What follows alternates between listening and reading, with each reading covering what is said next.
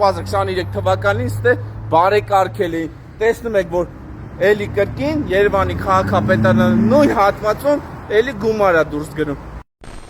Հիմա հստակ փաստերով ցույց եմ տալի, թե ինչպես է Երևանի քաղաքապետարանը պետական միջոցները մսխում։ Ավելի հստակ, ոչ արդյունավետ են ծախսում։ Ուրեմն Երևանի քաղաքապետարանը այս մայթը 2023 թվականին ասֆալտապատել է։ Տեսնում եք, ինչ նորմալ, լավ վիճակում, բարվոք վիճակում է գտնվում մայթը։ Ոչ չկա, նորմալ մարդ քայլելուց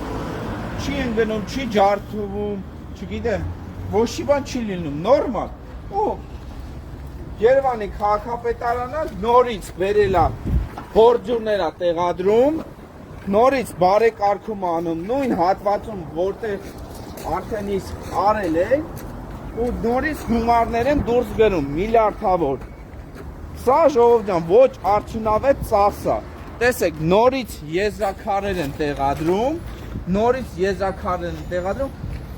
որը 2023 թվականին արդեն իսկ տեղադրել են, եւ ես տեսանյութ ունեմ նկարած, որ ցույց է տալիս նոր տեղադրված բորջուրները, որը չկա բետոնե հիմք, բայց պիտի ելներ, այսպես քանդվում է։ Ջորջը, անկեղծ չեմ ուզում դաժե քանդեմ, ինքը արդեն քանդված է։ Նորից բերում են, փող են դուրս գնում սրա վրա։ Ու այս հայտարարությունը մի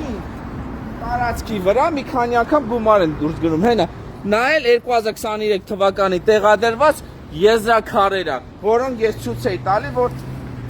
փոխվում են։ Այսինքն, այս մարդիկ պետական միջոցները լափում գրփում են։ Մի աշխատանքների վրա մի քանի անգամ գումարներ են դուրս գնում։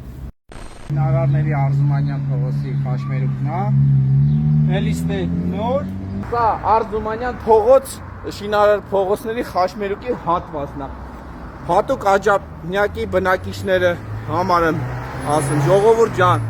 ծաղտել, կարծում եմ շատ լավ քիչ, որ 2023 թվականին ստե բարեկարգել էին։ Տեսնում եք, որ էլի կրկին Երևանի քաղաքապետարանը նույն հատվածում էլի գումար է դուրս գնում։ Հենց սա թալան է։ Այդքան խոսում են առավոտից իրիկու կոռուպցիայի դեմ պայքար, ձեզ թվում է կոռուպցիան տենց պոզով պոչով մեծ կենթանի, հա։ Էս է կոռուպցիան։